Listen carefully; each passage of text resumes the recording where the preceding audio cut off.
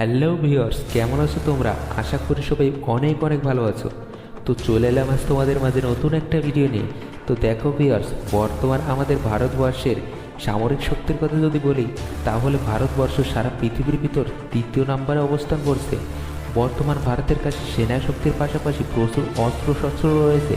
ভারত একের পর এক নতুন মিসাইল, নতুন যুদ্ধের এয়ারক্রাফট তৈরি করে যাচ্ছে।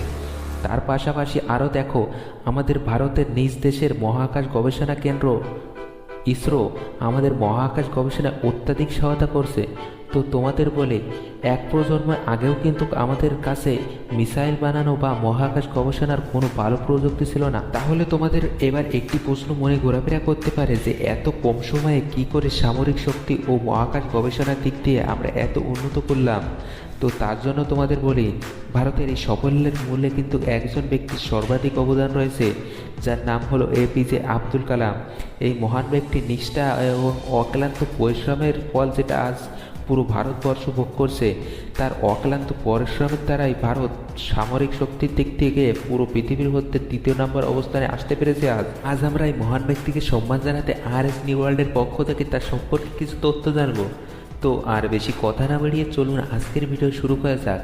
আর শুরু করার আগে তোমাদের আরেকটি কথা বলতে চাই, যদি কেউ চ্যানেলে নতুন হয়ে থাকো তাহলে অবশ্যই চ্যানেলটিকে সাবস্ক্রাইব করে দিও।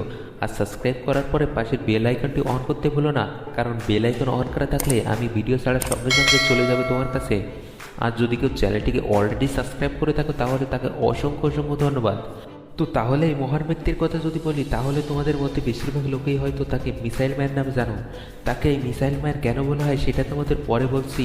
তামিলনাড়ুর অতি দরিদ্র মুসলিম পরিবারে 15ই আগস্ট 1931 খ্রিস্টাব্দে এই মহান ব্যক্তির জন্ম হয়। তিনি জন্ম থেকেই কিন্তু মহান ছিল না, তাকে এই মহানত্ব অর্জন করে নিতে হয়েছে। কামাল নামের এই ছোট্ট ছেলেটি তার বাড়ি থেকে 3 কিলোমিটার দূরে প্রতিদিন সকালে পড়তে যেত, কারণ সেই একমাত্র মাস্টার ছিল। তিনি বলেছিল যে সকাল সকাল চান করে পরিপাটি হয়ে তার কাছে পড়তে আসবে, তাকে সে ফ্রি টিউশনি দেবে। তাই শুনে কামাল প্রতিদিন ভোরে উঠে পরিপাটি হয়ে তার কাছে পড়তে চলে যেত। স্কুল পাশ করে যখন কলেজে যায় তখন একটা বৃত্তি পাওয়ায় তিনি মতিচুর পড়লেই সেন্ট জোসেফ কলেজে ভর্তি হন।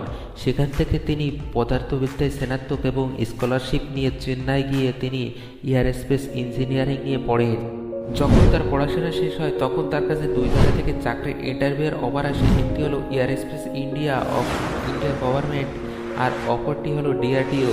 ছোটবেলা থেকেই তার প্রবল ইচ্ছা ছিল যে একজন যুদ্ধের বিমান চালক হবে এবং ভারত মায়ের সেবা করবে।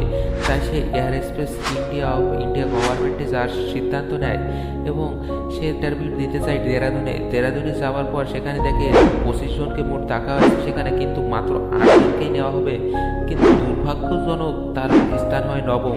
এরপর তিনি DRDOতে এসে যোগ দেন ডক্টর বিক্রম সারাভাইয়ের টিমে। আর মাত্র একবার ট্রেনিংয়ের জন্য গিয়েছিল 1863 সালে মার্কিন গবেষণা কেন্দ্র নাসায়।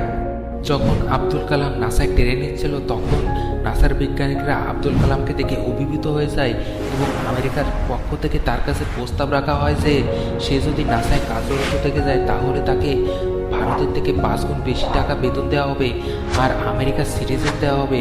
তখন তিনি বলেন, আমি আমার ভারত মায়ের বুকে জন্মেছি আর আমি আমার মাকে কখনো ধোকা দেব না। আর তাই বলে তিনি আমেরিকার প্রস্তাব প্রত্যাখ্যান করে ভারতে ফিরে আসে। নাসা থেকে ফিরে আসার পরে একদল নতুন বিজ্ঞানী মহাকাশ বিষয় নিয়ে গবেষণা শুরু করে। এদের মধ্যে আব্দুল কালাম ছিল অন্যতম। সেন্ট মেরি চার্চে তাদের গবেষণা কেন্দ্র করা হয়, আর তখন সরকার থেকেও তারা বেশি কোনো সহযোগিতা পায়নি। 1979 সালে আব্দুল কালামের নেতৃত্বে PSLV-3 নামে একটি রকেট পরীক্ষামূলক উৎক্ষেপণ করা হচ্ছিল। আর এই উৎক্ষেপণের দিকে সারা ভারতবর্ষ তাকিয়েছিল, কারণ এটা ভারতবর্ষের নতুন একটা সূচনা ছিল যা ভারতকে আরও উন্নতির দিকে অগ্রসর করতে পারত। কিন্তু রকেট উৎক্ষেপণের কিছু সময়ের মধ্যেই রকেটটি ব্লাস্ট করে এবং পুরো মিশনটি ফেল হয়ে যায়। আর এতে সারা দেশের মানুষ ক্ষিপ্ত হয়ে যায় এবং আব্দুল কালামের উপর ক্রুদ্ধ হতে থাকে। এতে আব্দুল কালামের অনেকটা চাপ এসে পড়ে, কিন্তু আব্দুল কালাম থেমে থাকা লোক ছিল না। তিনি 1 বছরের মধ্যে এর পাল্টা জবাব দিয়ে PSLV-3 একটি সফল উৎক্ষেপণ করে। আর তার এই সফল উৎক্ষেপণের মাঝে আমাদের ভারতবর্ষ একটি নতুন গন্তব্যে পৌঁছে যায়। আর যে সংস্থা থেকে এটা করা হয় এটা আমরা বর্তমান ইসরো নামে জানি। এই সাফল্যে পৌঁছানোর পর তার ডাক আসে প্রধানমন্ত্রী ইন্দিরা গান্ধীর কাছ থেকে।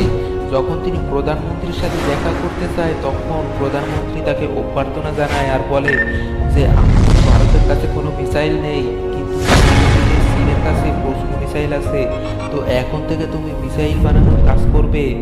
তার দৌলতে এখন যে মিসাইল আছে ভারতের কাছে, যা পৃথিবীর যে কোনো প্রান্তে নিক্ষেপ করা সম্ভব।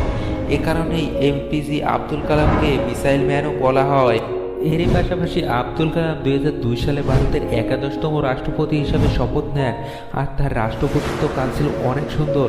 তার রাষ্ট্রপতিত্বকালে সাধারণ জনগণের জন্য তার দোর সর্বক্ষণ উন্মুক্ত থাকত। এরপর 2007 সালে তিনি রাষ্ট্রপতি পদত্যাগ করে তার পড়ালেখার জীবনে ফিরে যান। বিভিন্ন স্কুল কলেজে গিয়ে ছাত্রদের মধ্যে তার জ্ঞান বিতরণ করতে থাকে। এরকমই একদিনে সে যখন স্টেজে উপস্থাপন করছিল, দিনটি ছিল 27 জুলাই 2015 সাল, হঠাৎ সে অজ্ঞান হয়ে যায় এবং মৃত্যুবরণ করেন। তো ভিউয়ার্স, আমার এটা মনে হয় যে আমাদের ভারতবাসীর মনে আব্দুল কালাম আজীবন বেঁচে থাকবে। তো এটাই বলে আজকের ভিডিও আমি এখানেই শেষ করছি। তো বন্ধুরা, আজকে এই পর্যন্তই। ভিডিওটা কেমন লাগলো অবশ্যই কমেন্টে জানিও। আর বন্ধুরা, তোমরা যদি অন্য কোনো কিছু সম্পর্কে ভিডিও দেখতে চাও তা আমাকে কমেন্টে জানিয়ে দিও, আমি সে সম্পর্কে ভিডিও বানানোর চেষ্টা করব। চ্যানেলে কেউ নতুন হয়ে থাকো তো প্লিজ চ্যানেলটিকে সাবস্ক্রাইব করে দিও, আর একটা লাইক দিতে ভুলো না, কারণ তোমাদের একটা লাইকের মাধ্যমে আমাকে আরও মোটিভেট করে নতুন নতুন ভিডিও বানাতে। তো বন্ধুরা, সবাইকে শুভকামনা জানিয়ে আজকের ভিডিও আমি এখানেই শেষ করছি। Bye bye.